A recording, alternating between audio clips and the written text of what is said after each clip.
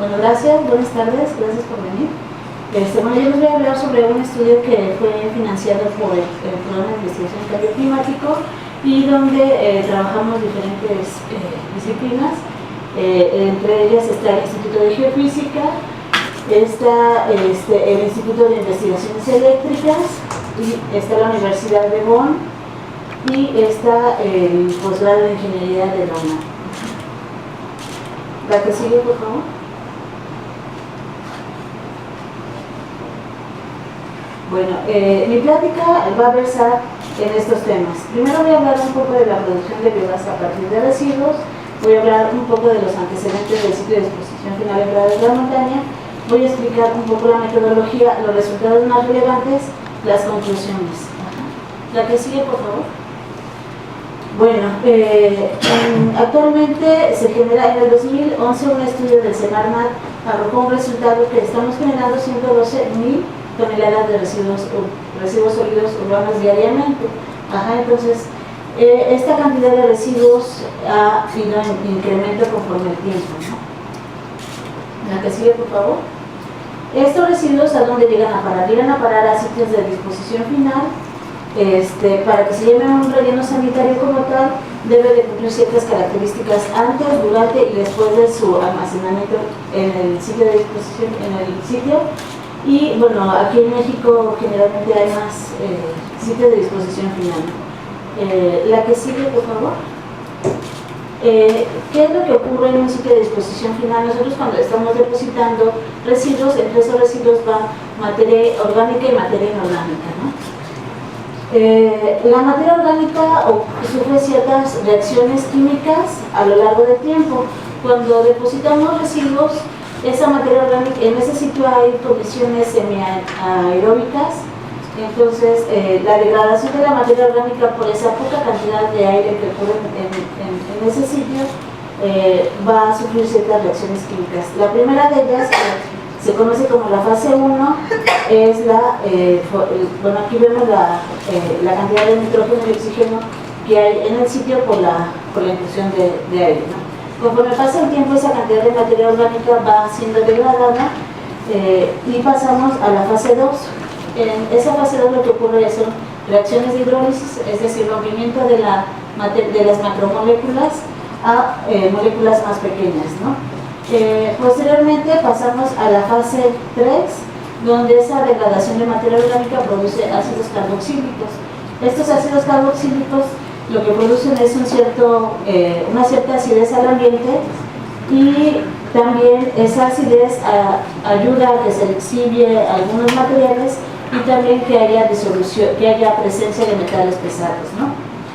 Esta fase generalmente ocurre en pHs aproximadamente de 6 o de 5, ¿no? Condiciones ácidas. Conforme pasa el tiempo, esta materia orgánica va siendo degradada y se va produciendo la metanogénesis, es decir, los organismos que están ahí viviendo, que son los metanógenos, viven en condiciones de pHs menos ácidos, es decir, aproximadamente de 7, y va habiendo la formación de metano y las condiciones van siendo más anaerobias, ¿no? Esta reacción es la que nos representa la degradación de la materia orgánica para formar metano y CO2. El biogás es una composición de aproximadamente 70%, 40% de metano y el resto CO2. Para que ocurra esta reacción de degradación anaerobia de la materia orgánica, es importante que haya una cierta cantidad de humedad.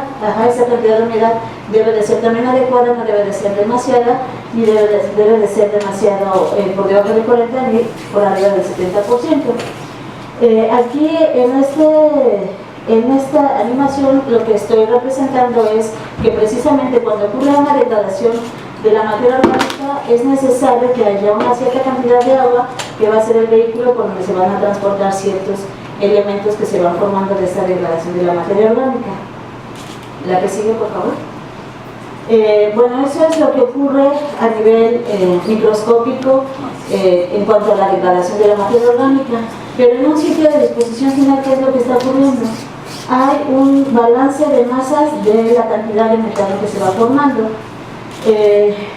Este balance de masa va a ser en función, esta es la cantidad de metano que se genera, pero de esta cantidad de metano que se genera, una cierta cantidad va a ser recuperada para llevarla ya sea a la producción de energía eléctrica o a la combustión.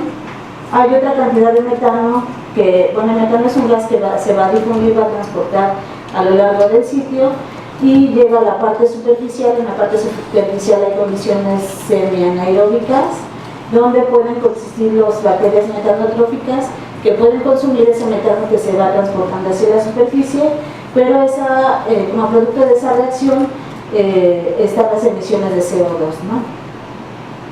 Entonces, también están las emisiones fugitivas de metano, ¿no? Por otro lado, es decir, el transporte de metano que se puede escapar por las grietas del terreno, ¿no? Propias del terreno, y también hay una migración lateral de metano, ¿no? Entonces, el metano que se genera en un sitio de disposición final se va a repartir en cuanto al metano emitido, el metano oxidado, el metano recuperado, el metano que emigra y el metano almacenado, ¿no? Este proyecto ha sido en parte financiado por el PIN de la UNAM. Entonces, después de decir esto, vamos a empezar. Voy a ir leyendo y me voy a ir deteniendo.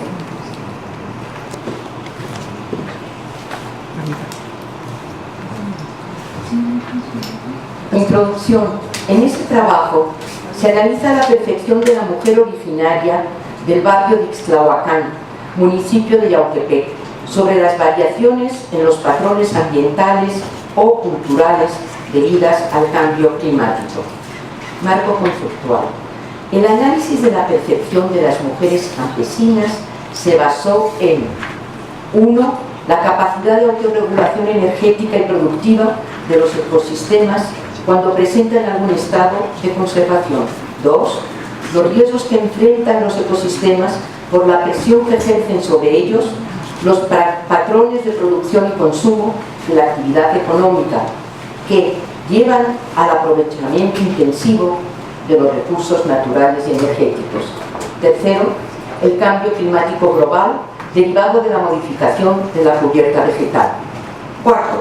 El estado de fragmentación de la naturaleza que agrega adversidades como el incremento de los costos de producción y la agudización de la vulnerabilidad social por los que se afrontan problemas para proveer alimento, agua y condiciones de vida saludables, así como la dificultad para resarcir los efectos de los eventos naturales como las sequías o inundaciones.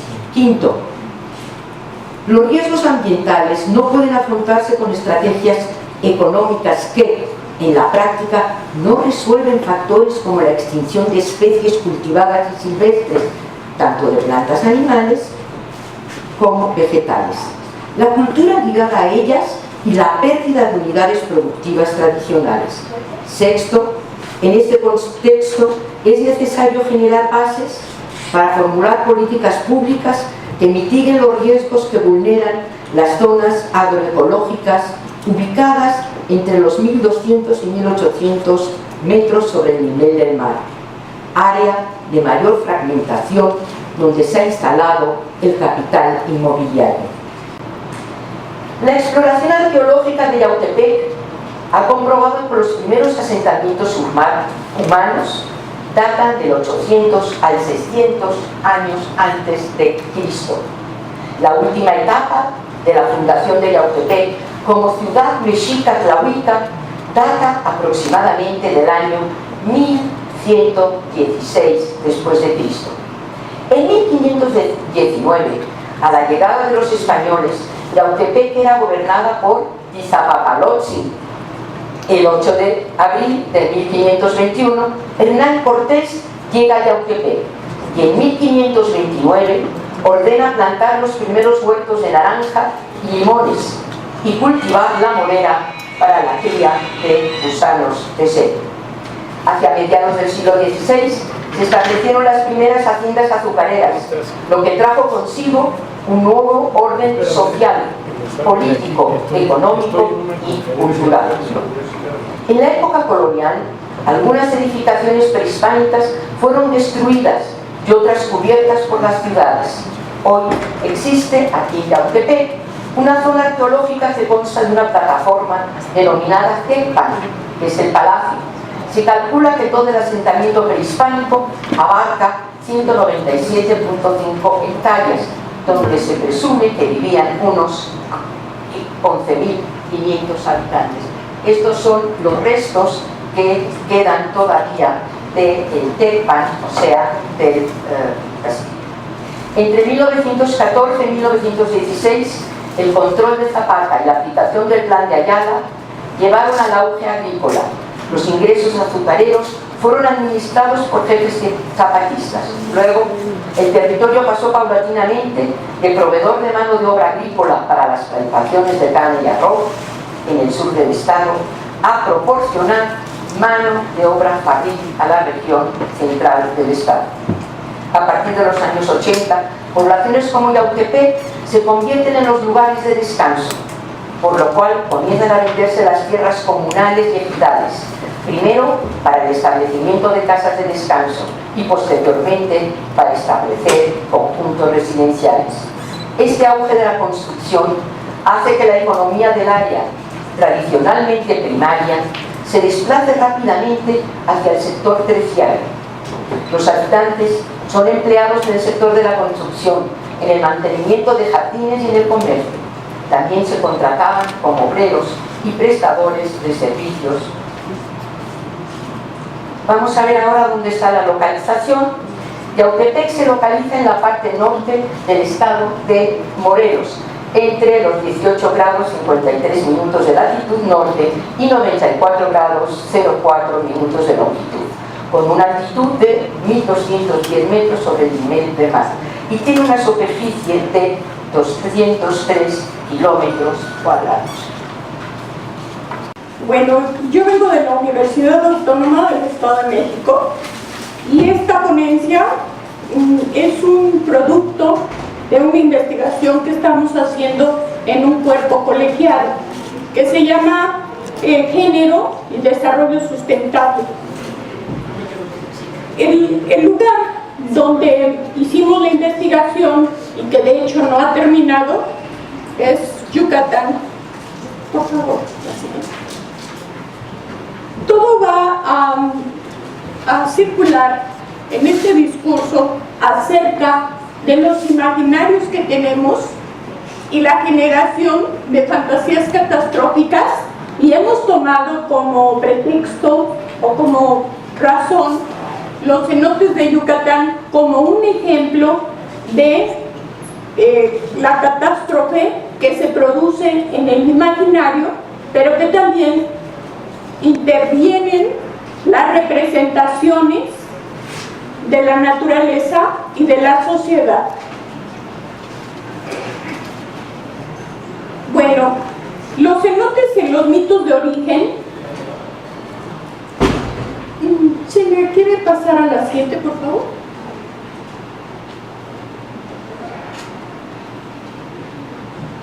Tenemos como palabras claves de este encuadre los cenotes, el inframundo, la sequía, la contaminación y sobre todo la cosmogonía maya.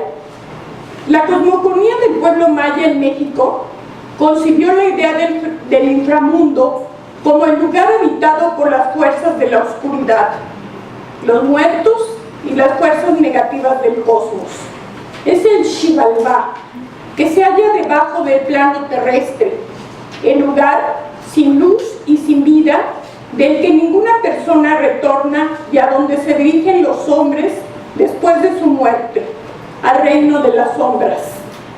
De acuerdo a la narración del Popol Vuh, la entrada al inframundo se localiza en Cachá, Guatemala, pueblo cercano a Cobá, Quintana Roo, México, en donde estaba la boca del infierno, que de hecho es la puerta que comunica a otro plano cósmico.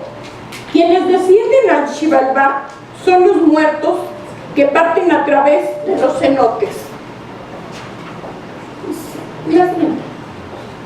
En maya, el nombre de Cobá significa aguas turbias.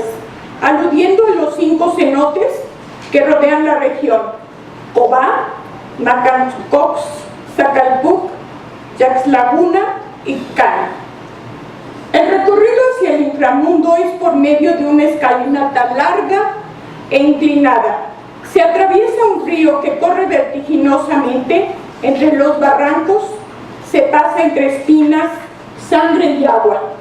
Barrancos y ríos, vegetación con espinas, oscuridad y ambiente húmedo, que es justamente lo que compone a los cenotes. Existe una gran diversidad de especies, pero estas especies también han sido, van desapareciendo por la contaminación que se ha hecho en estos cenotes. De hecho, hay comunicación y contaminación en los cenotes desde la época del pueblo maya. Y existe amenaza constante de bloquear la comunicación hídrica a partir de 2 procesos que alteran el intercambio de sus aguas subterráneas. El desplome de la bóveda produce el sedimento que se deposita en el fondo del cenote y va sellando la comunicación del manto acuífero. Y 2, el ingreso de agua marina a través del fondo del cenote. Hay que destacar que la capa marina de los cenotes no se encuentra estancada, circula impulsada por las mareas y tormentas a través de túneles conectados al mar. Pero la contaminación se obtiene por el subsuelo y directamente por arrojar en su boca desechos y metales, principalmente.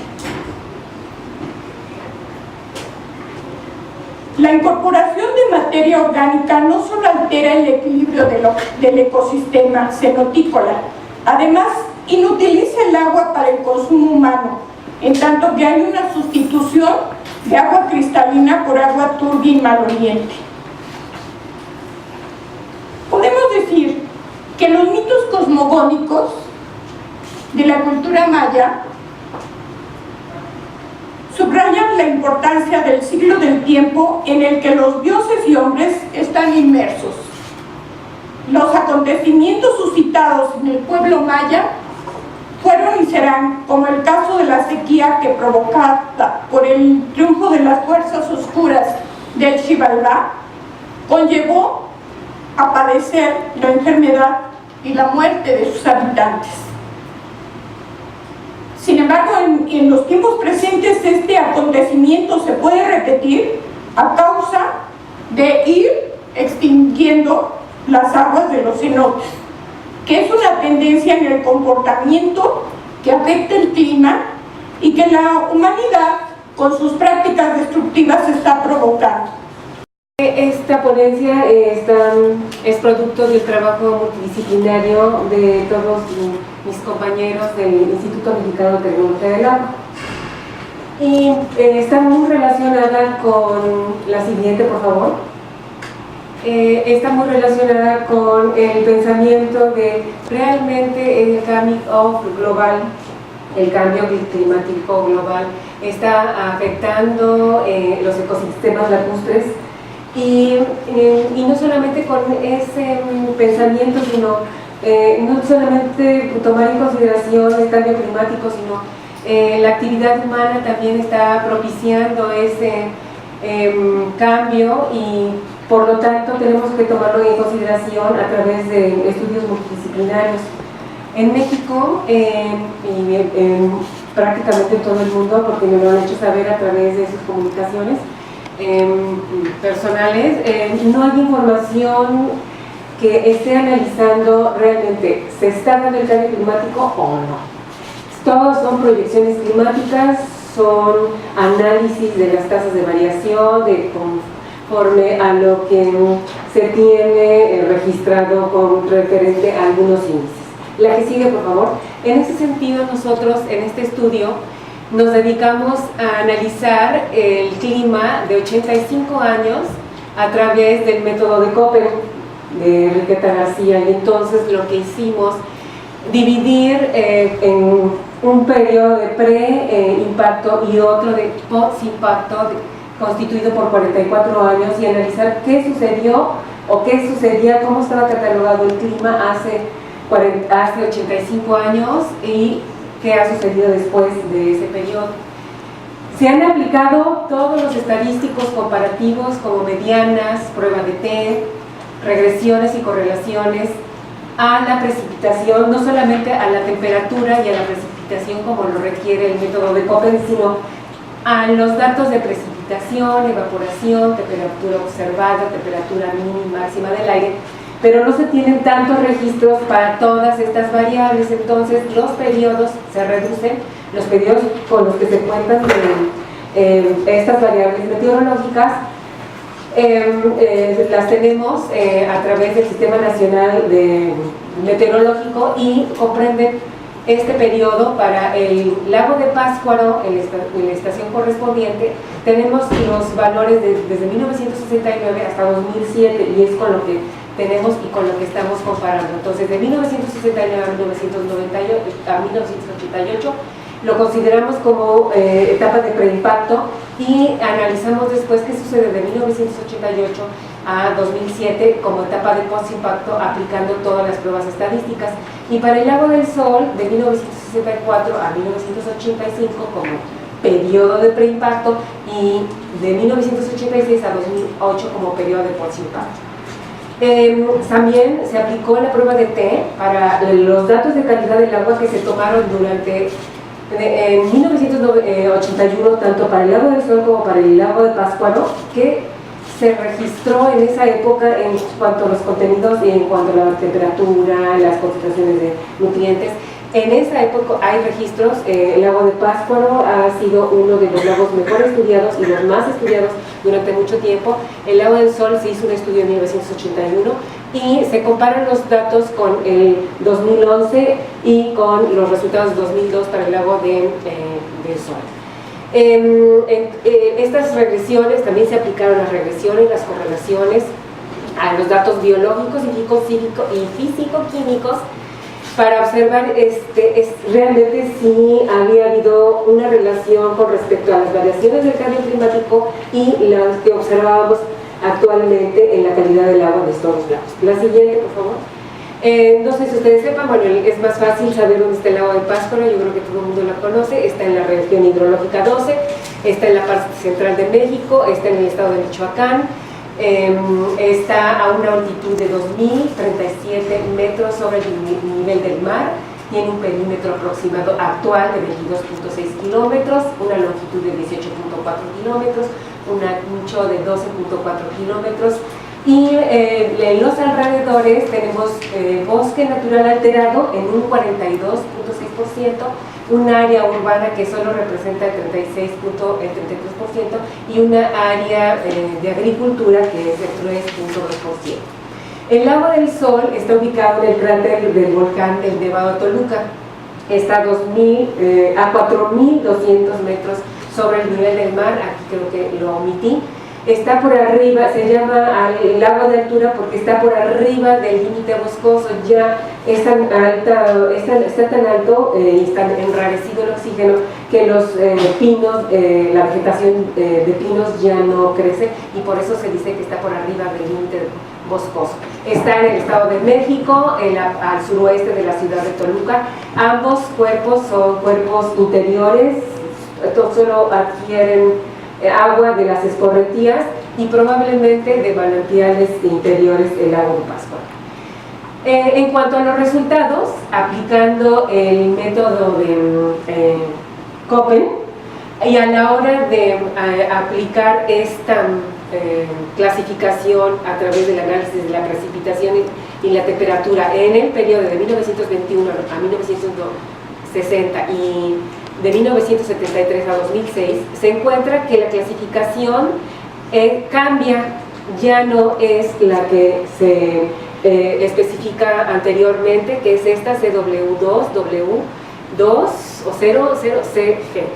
Ahora cambia a CDFME, que indica más o menos la misma, el mismo clima, pero ahora se encuentra una modificación en la precipitación del mes más seco de 40 milímetros, o sea, va a llover más en la época seca, y un porcentaje de lluvia invernal con respecto al anual de menor de 18 milímetros, y es extremoso, o sea, va a llover más en verano y va a ser más seco en la época de seca, va a llover menos en la época de secas y va a llover más en la época de lluvias, que coincide con lo que decía la maestra Montserrat Gispert, que observaban los lugareños de Yautepec que llovía más y que había la sequía más aguda.